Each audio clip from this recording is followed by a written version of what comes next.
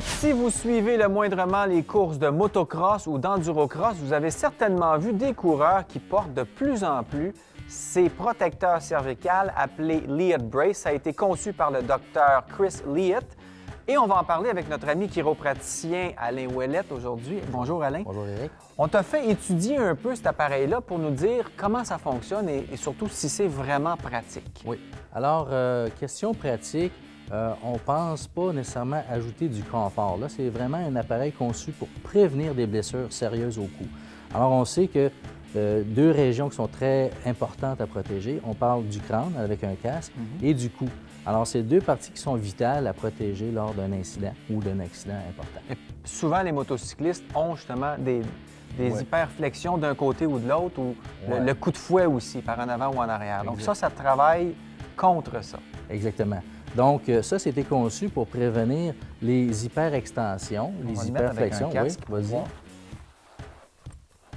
Alors, on voit que lors d'un incident, c'est le corps qui est projeté vers l'avant.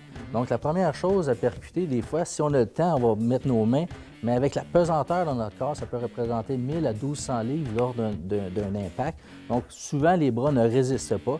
Et puis, c'est la tête qui va prendre le coup. Et puis, là, on va tout de suite assister soit à une hyper-extension comme ça, ou une hyperflexion, ou une latéralité. Ça, la latéralité, c'est ce qui est le plus dangereux, là, lors d'un impact. Alors, ici, là, ce que le docteur Liat a pensé, c'est que quand on a une compression axiale, dans ce sens-là, les vertèbres sont relativement fortes. Mais c'est quand on ajoute un élément d'obliquité.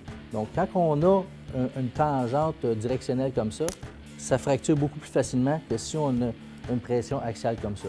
Donc, les dangers de fracture, c'est lorsque on combine une pression axiale avec une latéralité. Et ça empêche ça parce que le casque vient s'appuyer et le choc est un peu absorbé par le reste du corps, les épaules, les clavicules, etc. Ça va disperser l'énergie de l'impact sur les clavicules, les épaules, la première côte.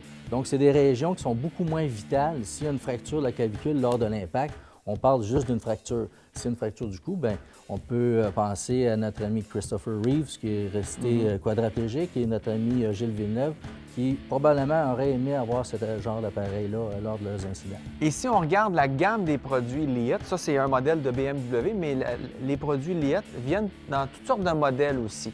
On veut appliquer ça aussi à la moto sur la route, pas seulement pour les gens qui font du sentier ou du motocross. Exactement. Pour la personne qui est consciencieux des risques inhérents à un accident lors d'un accident de moto, ces gens-là vont certainement apprécier un appareil supplémentaire qui va les protéger. Parfait. Merci beaucoup, Alain. Bien, ça me fait plaisir.